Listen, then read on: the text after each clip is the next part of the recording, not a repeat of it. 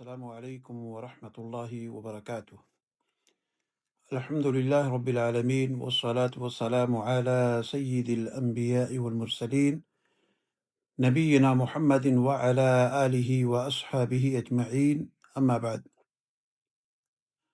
عزیز ساتھیو، اللہ رب العالمین نے قرآن مجید کے اندر ارشاد فرمایا،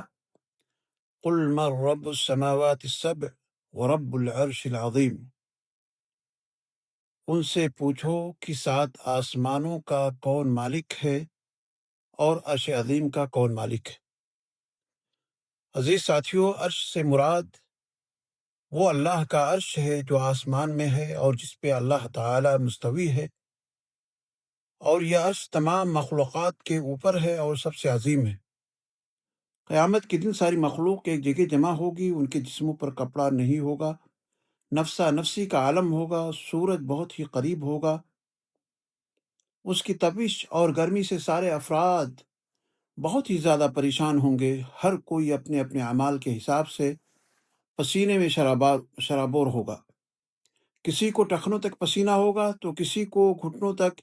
کسی کو پہلوؤں تک، اور ان میں کچھ ایسے بھی افراد ہوں گے جو بالکل پسینے میں ڈوبے ہوئے ہوں گے۔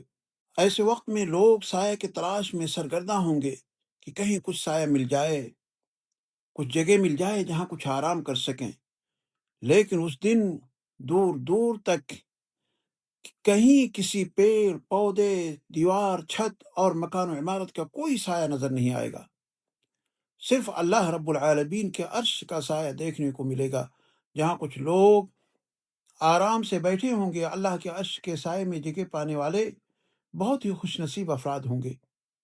چنانچہ یہ سایہ ہر آدمی کو نہیں ملے گا،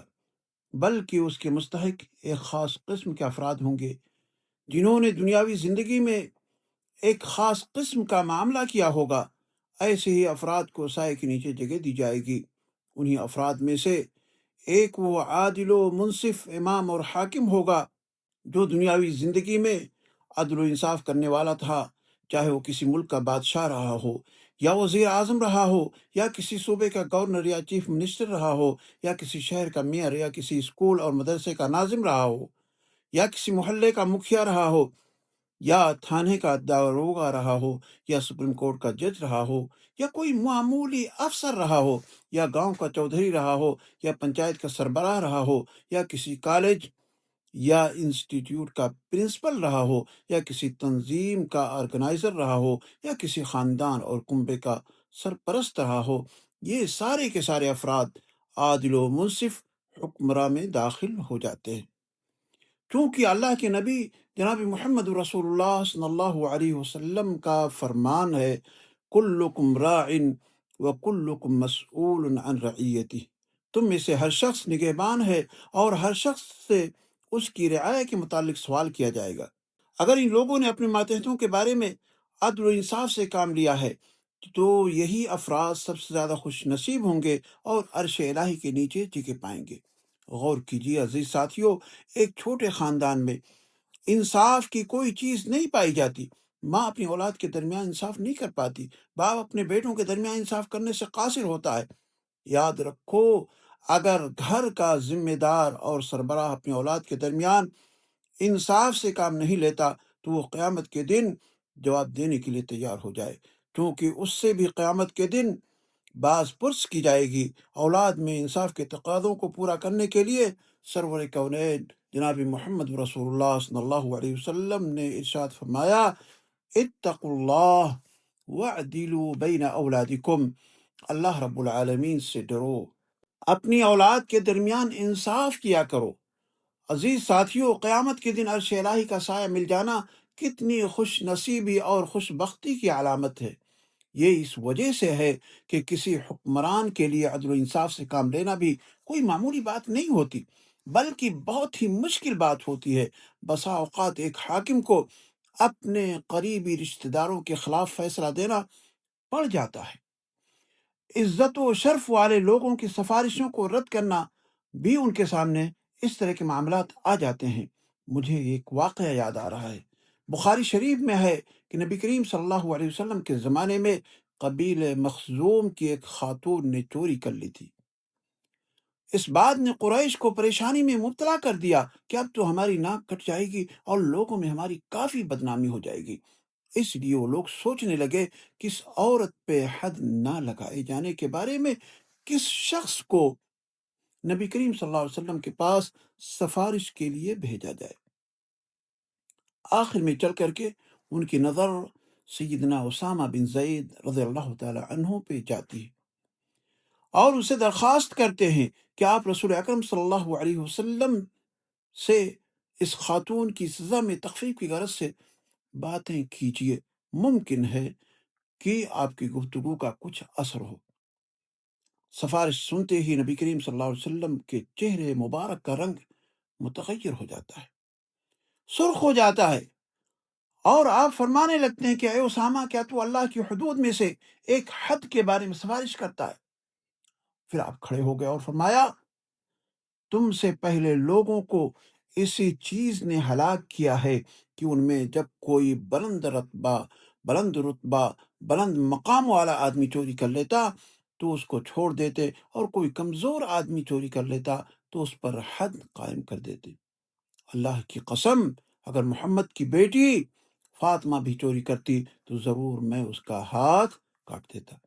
عزیز ساتھیوں، غور کیجئے کہ نبی کریم صلی اللہ علیہ وسلم نے اپنی بیٹی کے بارے میں بات کہہ رہے ہیں کہ اگر اس نے بھی چوری کی تو اس کا بھی ہاتھ کاٹ دیا جائے گا اور میں کاٹوں گا۔ عدل و انصاف کرنے والے کی فضیلت کے بارے میں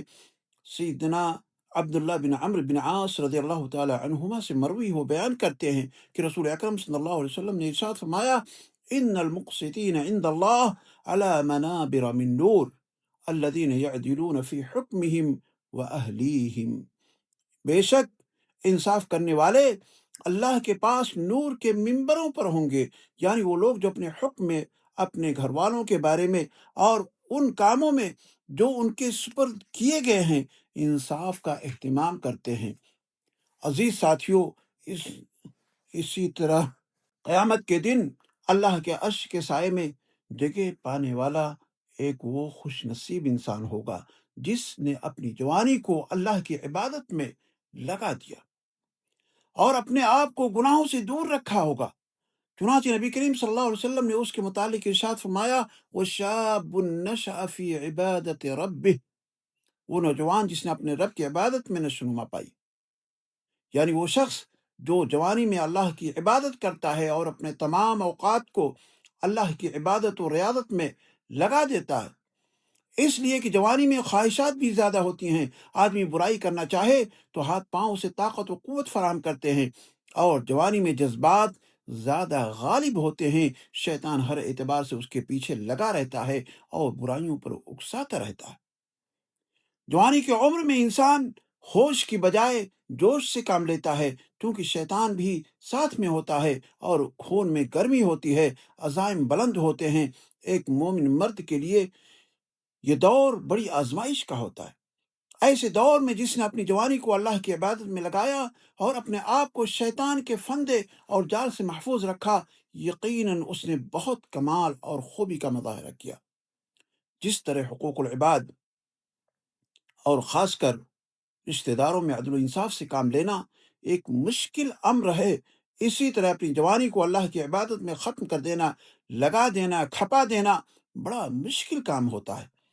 اسی لیے اس کا اجر بھی اللہ رب العالمین کے ہاں بہت ہی زیادہ رکھا گیا ہے۔ دیکھا جاتا ہے کہ جب انسان کے اعضاء کمزور پڑ جاتے ہیں، طاقت و قوت جواب دے چکی ہوتی ہیں، کسی کام کے نہیں رہ جاتے ہیں اور پوری زندگی سیئات اور گناہوں میں بسر کیے ہوئے ہوتے ہیں، اب آخری وقت میں وہ لوگ مسجد کا رخ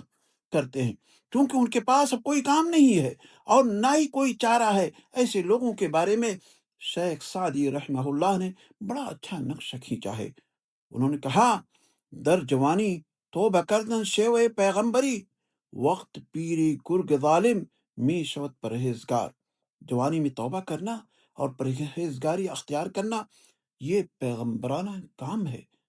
پیغمبرانہ عمل ہے، اور بڑھاپے کے وقت ظالم قسم کا بھیڑیا بھی پرہیزگار بن جاتا ہے۔ نوجوان ساتھیوں، اپنی جوانی کو عبادت الہی میں کھپا دو، اپنی خواہشات کو ترک کر دو، شیطان کو اپنے قریب نہ آنے دو۔ اگر آپ نے اس پر عمل کیا تو قیامت کے دن آپ کا مقام دوسروں کے مقابلے میں زیادہ بلند ہوگا۔ اللہ آپ کو اپنے عرش کے نیچے جگہ عطا فرمائیں گے۔ اسی طرح عزیز ساتھیوں، قیامت کے دن عرش الہی کا سایہ پانے والے خوش نصیب لوگوں میں سے ایک وہ آدمی بھی ہے جس کا دل ہر وقت مسجد میں لگا رہتا ہے۔ حدیث کے الفاظ اس طرح سے کچھ آئے ہوئے ہیں، وَرَجُلٌ قَلْبُهُ مُعَلَّقٌ فِي الْمَسَاجِدِ، ایسا آدمی جس کا دل مسجد میں اٹکا رہتا ہے، یعنی آدمی نماز کے بعد گھر آ گیا لیکن اس کا دل مسجد سے لگا ہوا ہے، دوسری نماز کے بارے میں سوچ رہا ہے، اذان کا انتظار کر رہا ہے، گرچہ وہ اپنے کام کاج میں مصروف ہے۔ اس کا یہ مطلب ہرگز نہیں ہے عزیز ساتھیوں کہ وہ ہر وقت مسجد میں بیٹھا ہی رہے، کبھی باہر ہی نہ نکلے، بلکہ اس کا مطلب یہ ہے کہ جب ایک نماز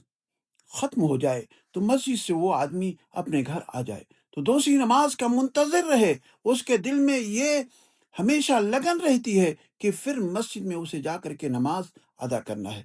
امام مالک رحمۃ اللہ علیہ اس کی تشریح میں فرماتے ہیں، وَرَجُلٌ قَلْبُهُ مُعَلَّقٌ بِالْمَسَاجِدِ إِذَا خَرَجَ مِنْهُ حَتَّى يَعُودَ إِلَيْهِ،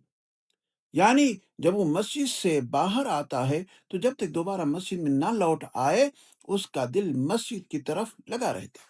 امام بغوی رحمۃ اللہ علیہ فرماتے ہیں کہ میں نے عبید اللہ القواریری کو کہتے ہوئے سنا ہے کہ میری عشاء کی نماز جماعت سے کبھی فوت نہیں ہوتی تھی، لیکن ایک دن ایسا میرے ساتھ معاملہ پیش آیا کہ میرے یہاں چند مہمان آ گئے، میں ان کی خدمت میں بالکل مصروف ہو گیا، نماز کے بارے میں ذرا بھی ہمیں خیال نہیں رہا، وقت گزر گیا، میں گھر سے نماز پڑھنے کے لیے نکلا، دیکھتا کیا ہوں کہ لوگ نماز پڑھ چکے ہیں، لوگ نماز سے واپس آ رہے ہیں۔ میں نے اس حدیث پہ غور کیا کہ جس میں آپ علیہ الصلوۃ والسلام نے ارشاد فرمایا ہے کہ جماعت کے ساتھ نماز پڑھنے کی فضیلت اکیلے نماز پڑھنے سے 25 گنا زیادہ، یا دوسری روایت کے مطابق 27 گنا زیادہ ملتا ہے۔ یہ منظر دیکھ کر میں گھر واپس آیا، پھر میں نے اس دن عشاء کی نماز 27 دفعہ پڑھی، پھر میں سو گیا۔ خواب میں کیا دیکھتا ہوں کہ میں ایک گھوڑ سوار جماعت کے ساتھ ہوں اور ہم آپس میں ایک دوسرے سے گھوڑ دوڑ میں مقابلہ کر رہے ہیں، لیکن ان کے گھوڑے میرے گھوڑے سے آگے جا رہے ہیں۔ میں نے اپنے گھوڑے کو ایڑ لگانا شروع کی تاکہ ان سے جا ملوں، تو ان میں سے جو سب سے پیچھے تھا اس نے میری طرف متوجہ ہو کر کہا، تم اپنے گھوڑے کو مت تھکاؤ، تم ہمارا ساتھ نہیں پکڑ سکتے۔ میں نے اس آدمی سے کہا کہ میں تمہارا ساتھ کیوں نہیں پکڑ سکتا، سبب کیا ہے؟ اس آدمی نے جواب دیا، اس لیے کہ ہم نے عشاء کی نماز باجماعت ادا کی ہے اور تم نے عشاء کی نماز اکیلے پڑھی ہے، جماعت کے ساتھ نہیں پڑھی ہے۔ تو عزیز ساتھیوں، یہ دیکھیے جماعت کے ساتھ نماز ادا کرنے کا یہ ہے مقام۔ ایک دفعہ مسجد نبوی کے ارد گرد کچھ خالی جگہ ہوئی تو بنو سلمہ قبیلے نے مسجد کے قریب منتقل ہونے کا ارادہ کیا۔ نبی کریم صلی اللہ علیہ وسلم تک ایک بات پہنچی تو آپ نے ان سے کہا، تم مسجد کے قریب آنا چاہتے ہو؟ انہوں نے کہا، ہاں اللہ کے رسول، رائے تو ہماری ایسی ہی ہے، ہم نے ارادہ کر رکھا ہے۔ آپ نے فرمایا، اے بنو سلمہ، تم اپنے گھروں میں ہی رہو، تمہارے قدموں کے نشانات لکھے جاتے ہیں۔ سیدنا ابی بن کعب رضی اللہ تعالیٰ عنہ فرماتے ہیں کہ ایک انصاری صحابی کا گھر مسجد سے اتنا دور تھا کہ میرے خیال میں کوئی اور آدمی اس سے زیادہ فاصلے پر نہیں تھا، لیکن وہ آدمی ہر نماز باجماعت ادا کرتا تھا۔ اس سے کہا گیا کہ آپ کوئی سواری خرید لیں، کوئی گدھا خرید لیں تاکہ اندھیرے اور سخت گرمی میں اس پر سوار ہو کر آ جایا کرے۔ اس نے کہا کہ مجھے یہ پسند نہیں کہ میرا گھر مسجد کے پہلو میں ہو، میں تو چاہتا ہوں کہ میرا مسجد کی طرف چل کر جانا، اور جب میں اپنے گھر والوں کے پاس لوٹ کر آؤں تو میرا لوٹنا اللہ رب العالمین کے ہاں لکھا جائے۔ رسول اکرم صلی اللہ علیہ وسلم نے ارشاد فرمایا، یقیناً اللہ نے تیرے لیے یہ سب کچھ جمع فرما دیا ہے۔ اسی طریقے سے عزیز ساتھیوں، اللہ کے عرش کے سائے میں جگہ پانے والے وہ افراد بھی ہوں گے جو آپس میں اللہ کی رضا کے لیے جمع ہوتے ہیں اور جدا ہوتے ہیں۔ اللہ کے نبی صلی اللہ علیہ وسلم نے ارشاد فرمایا کہ وَرَجُلَانِ تَحَابَّا فِي اللَّهِ اجْتَمَعَ عَلَيْهِ وَتَفَرَّقَ عَلَيْهِ، کہ دو آدمی آپس میں محض رضا الہی اور اطاعت رسول صلی اللہ علیہ وسلم کی بنیاد پر محبت کرتے ہوں، اور اس کے علاوہ ان کی محبت کے پیچھے کوئی دنیاوی مفاد یا غرض نہ ہو یا کوئی ذاتی مقصد نہ ہو، اگر خدا نخواستہ ان میں جدائی کی نوبت آ جائے تو اس کی بنیاد بھی رضا الہی ہوتی ہے۔ یہ کام بڑا مشکل ہے، اس لیے کہ اللہ رب العالمین نے اس کا اجر بھی بہت عظیم رکھا۔ حدیث کے اندر آتا ہے، جس کے راوی سیدنا ابو ہریرہ رضی اللہ تعالی عنہ ہیں، وہ بیان کرتے ہیں کہ آپ علیہ الصلوۃ والسلام نے ارشاد فرمایا ان اللہ تعالی یقول، عزیز ساتھیو یہ حدیث قدسی ہے، ان اللہ تعالی یقول یوم القیامہ این المتحابون بجلالی اليوم اظلهم فی ظلی یوم لا ظل الا ظلی۔ اللہ تعالیٰ قیامت کے دن فرمائیں گے میری عظمت و جلالت کے لیے باہم محبت کرنے والے کہاں ہیں؟ آج میں ان کو اپنے سائے میں جگہ دوں گا، جس دن میرے سائے کے علاوہ کوئی سایہ نہیں ہوگا۔ ہاں، وہ شخص بڑا ہی خوش نصیب ہوگا جسے قیامت کے دن اللہ رب العالمین خود ڈھونڈ کے عزت و شرف سے نوازیں گے۔ وہ حساب و کتاب کی سختیوں سے بھی محفوظ رہے گا اور جنت کا بھی حقدار بن جائے گا۔ ایک دوسری حدیث کے اندر آتا ہے کہ اللہ کے نبی صلی اللہ علیہ وسلم نے ارشاد فرمایا کہ جب اللہ رب العالمین کسی بندے سے محبت کرتے ہیں تو سیدنا جبریل سے فرماتے ہیں کہ جاؤ، وہ فلاں بندے سے محبت کرتا ہے، فرماتے ہیں کہ وہ فلاں بندے سے محبت کرتا ہے، پس تو بھی اس سے محبت کر۔ چنانچہ جبریل علیہ الصلوۃ والسلام اس سے محبت کرنے لگ جاتے ہیں۔ پھر جبریل علیہ الصلوۃ والسلام آسمان والوں یعنی فرشتوں میں یہ آواز لگا دیتے ہیں، اعلان کر دیتے ہیں کہ اللہ تعالیٰ فلاں بندے سے محبت کرتا ہے، تم بھی اس سے محبت کرو۔ بس آسمان والے بھی اس سے محبت کرنے لگ جاتے ہیں۔ معاملہ کیا ہوتا ہے؟ پھر اس کے بعد اس شخص کے لیے زمین میں قبولیت رکھ دی جاتی ہے، یعنی اہل زمین میں بھی وہ مقبول محبوب ہو جاتا ہے۔ غور کیجئے عزیز ساتھیو، جو آدمی اللہ کا محبوب بن جائے، اللہ کا دوست بن جائے، اللہ کا قریب ہو جائے، وہ صرف اللہ کا محبوب نہیں رہتا بلکہ اس سے آسمان والے اور زمین والے سب محبت کرتے ہیں،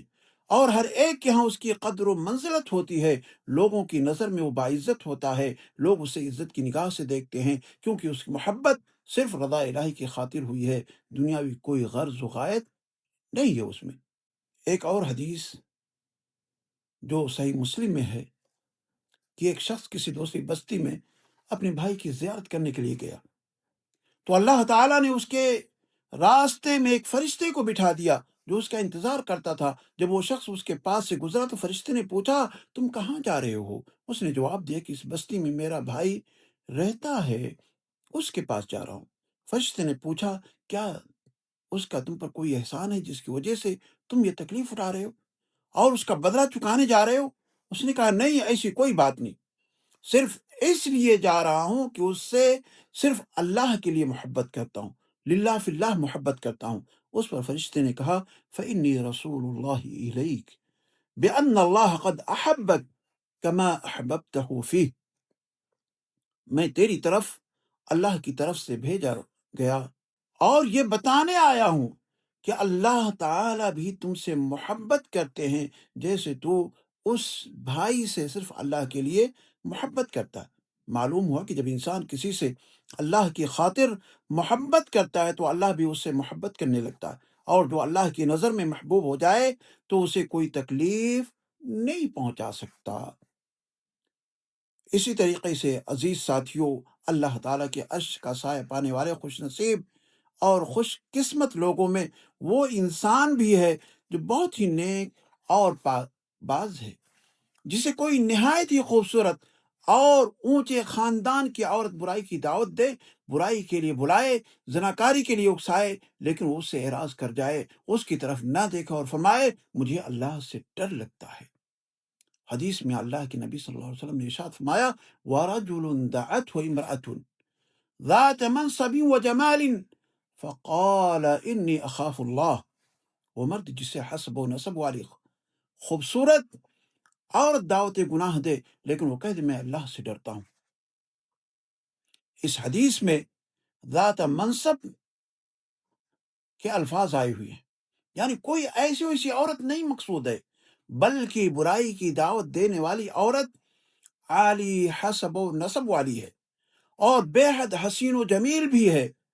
اس لیے بعض بازاری عورتیں ہوتی ہیں، ایسی گندی عورتوں سے تو ہر کوئی اپنا دامن بچا کے گزر جاتا ہے کہ کہیں اس کی برائی کے چھینٹے مجھے رسوا نہ کر دیں، مگر جب عورت بھی بازاری نہ ہو بلکہ خاندانی اور حسن و جمال والی ہو تو ایسے میں بڑے بڑے پارسا بھی بہک جاتے، شیطان ان پر اپنا ہر بات چلا لے جاتا ہے۔ ایسے وقت میں اگر انسان برائی سے بچ جائے اور اپنے آپ کو بچا لے تو سمجھو کہ وہ بہت بڑا متقی اور ولی اللہ ہے، کیونکہ ایسے حالات میں انسان کا بچنا بڑا مشکل کام ہوتا ہے۔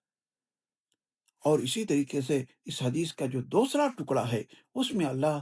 کے نبی صلی اللہ علیہ وسلم نے ارشاد فرمایا فقال انی اخاف اللہ، وہ کہے کہ میں اللہ سے ڈرتا ہوں، یعنی یہاں پر خوف، اللہ کے خوف اور ڈر کی قید لگائی گئی ہے،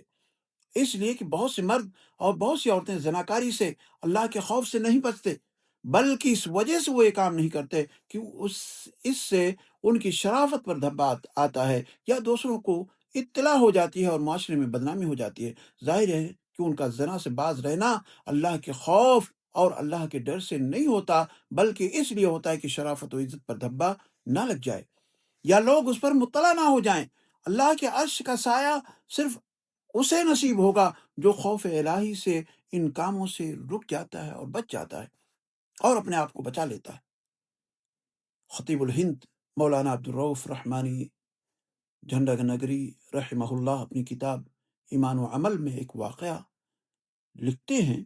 امام ابن سیرین رحمہ اللہ ایک خوبصورت نوجوان عالم تھے۔ شروع میں آپ بزاز کا کام کیا کرتے تھے اور کپڑوں کی گٹھری کندھے پر ڈال کر گلی گلی گھوم کر فروخت کیا کرتے تھے۔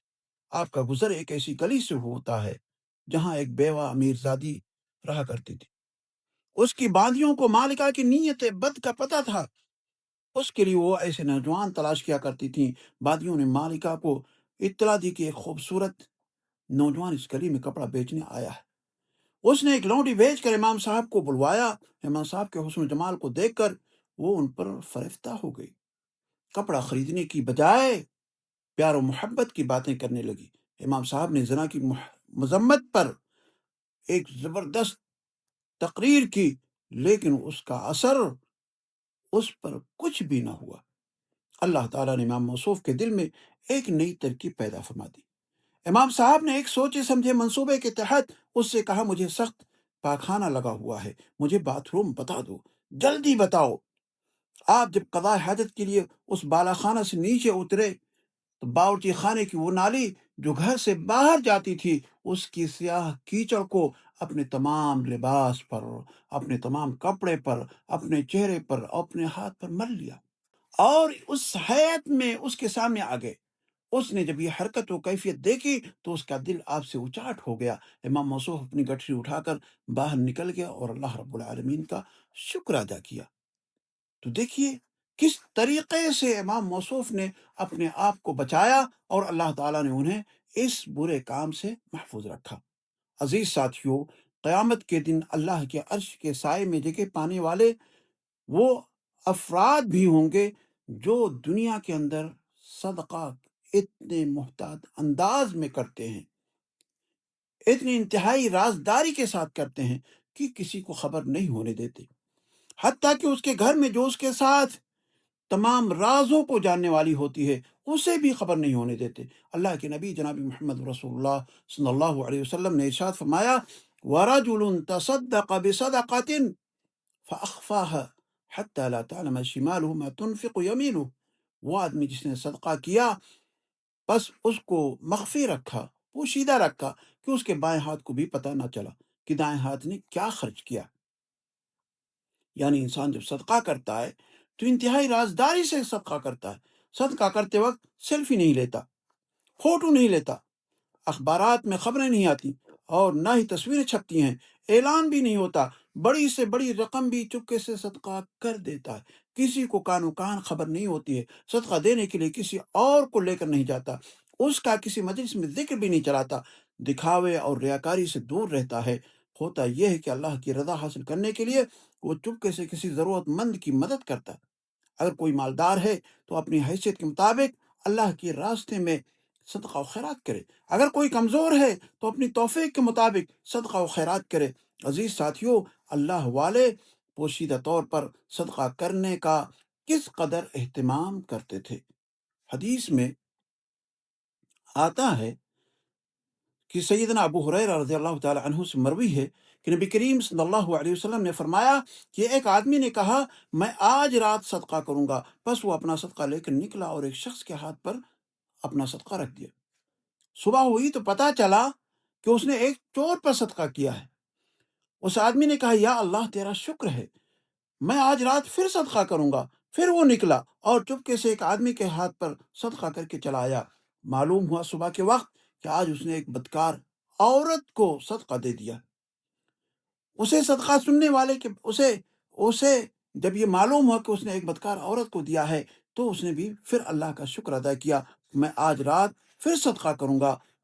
پھر وہ نکلا اور اس بار وہ گیا تو ایک مالدار آدمی کے اوپر صدقہ کر دیا۔ تو اس آدمی نے کہا اللہ تیرا شکر ہے کہ میں نے ایک مالدار آدمی کو آج صدقہ کیا۔ ایسی صورت میں وہ رات کو جب سویا تو اسے خواب آیا۔ اس نے سنا کہ کوئی کہہ رہا ہے کہ تیرا صدقہ جو چور پر ہو گیا شاید اس کی وجہ سے وہ چوری سے باز آ جائے، اور بدکار عورت شاید بدکاری سے تائب ہو جائے، اور مالدار آدمی شاید وہ عبرت حاصل کرے اور وہ بھی اللہ کے دیے ہوئے مال سے اللہ کی راہ میں خرچ کرے۔ عزیز ساتھیوں، اگر صدقہ دینے والے کی نیت صحیح ہو اور غیر ارادی طور پر غیر مستحق افراد کو صدقہ دے دے تو ایسی صورت میں اسے صدقے کا ثواب اللہ رب العالمین کی جانب سے ملے گا، جیسا کہ اس حدیث میں بتایا گیا ہے کہ ایک مالدار آدمی کو صدقہ دیا گیا۔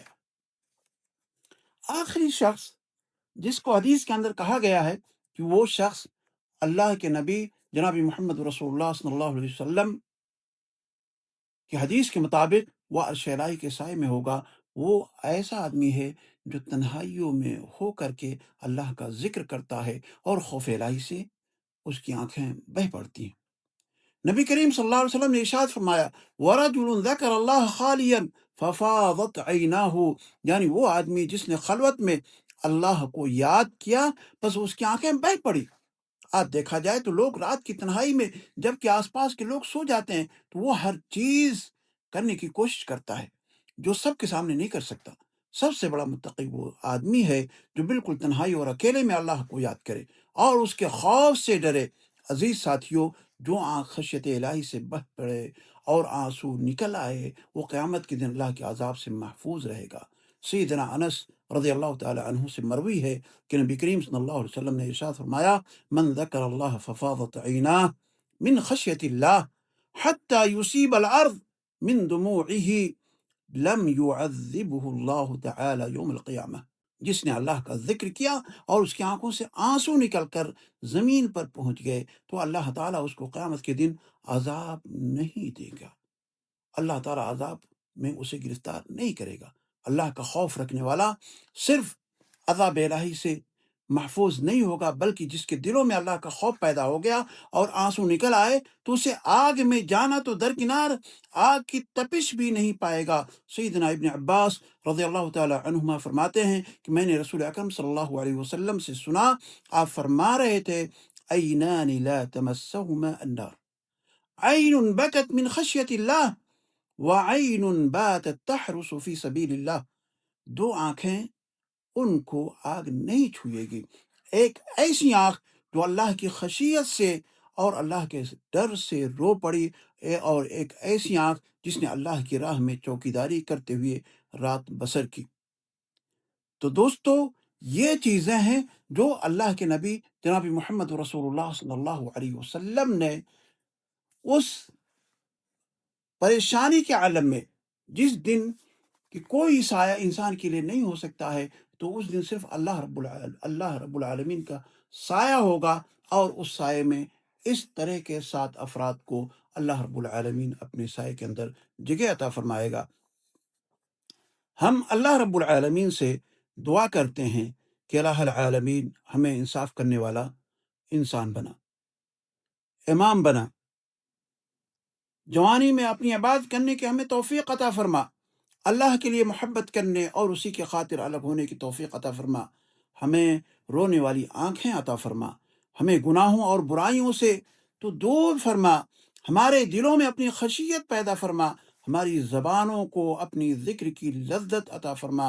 اے اللہ تو ہمیں دل کھول کر صدقہ و خیرات